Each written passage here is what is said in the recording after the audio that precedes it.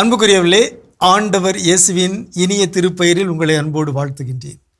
இயேசுவின் ஆளுமை என்னும் தொடரில் இன்று இயேசுவின் ஒளி நிறைந்த முகம் என்பதை பற்றி உங்களோடு பகிர்ந்து கொள்ள விரும்புகின்றேன்.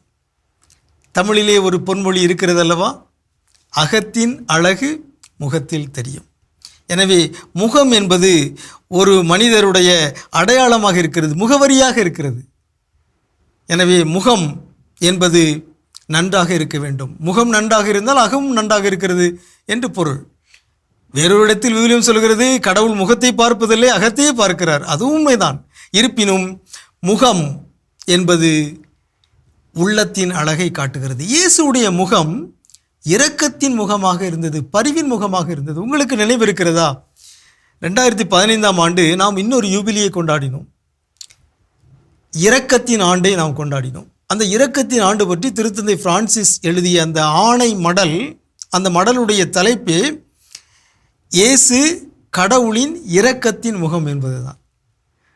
ஆகவே இயேசுடைய முகம் கடவுளுடைய பரிவின் முகமாக, இரக்கத்தின் முகமாக இருந்தது. விவிலியத்தில் நாம் வாசிக்கின்றோம், சீராக்கின் ஞான நூல் 13:25 சொல்கிறது, மனிதரின் உள்ளம் நன்மைக்கோ தீமைக்கோ முகத்தோற்றத்தை மாற்றி விடுகிறது. மனிதரின் முகம் நன்மைக்கோ தீமைக்கோ முகத்தோற்றத்தை மாற்றி விடுகிறது. ஆகவே ஒருவருடைய முகம் நன்மை நிறைந்ததாக இருக்கிறது அல்லது தீமை நிறைந்ததாக இருக்கிறது என்று முகமே காட்டிவிடுகிறது. இயேசுடைய தோற்றம் மாறிய பொழுது அவருடைய முகத்தை பற்றி சொல்லப்பட்டிருக்கிறது. மத்தேயு 17:2 நாம் வாசிக்கின்றோம், இயேசு தோற்றம் மாறிய போது அவரது முகம் கதிரவனைப் போல் ஒளிர்ந்தது. அவரது முகம் கதிரவனைப் போல் ஒளிர்ந்தது. ஆகவே இயேசுடைய முகம் ஒளிர்கின்ற, ஒளி நிறைந்த ஒரு முகமாக, புன்னகை நிறைந்த ஒரு முகமாக, மறுமலர்ச்சி நிறைந்த ஒரு முகமாக, இரக்கமும் பரிவும் நிறைந்த முகமாக இருந்தது. எனவே தான் பலரும் அவரை நாடி சென்றார்கள்.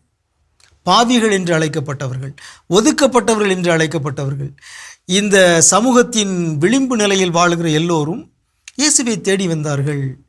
அவரிடம் சென்றால் நாம் நலமடைவோம், அவரிடம் சென்றால் நம் வாழ்வு மலரும் என்று அவர்கள் நம்பினார்கள். எதை பார்த்து? இயேசுடைய முகத்தையும் பார்த்து. அவருடைய முகம் கனிவான முகமாக, பரிவு நிறைந்த முகமாக, புன்னகை சிந்திய முகமாக இருந்தது.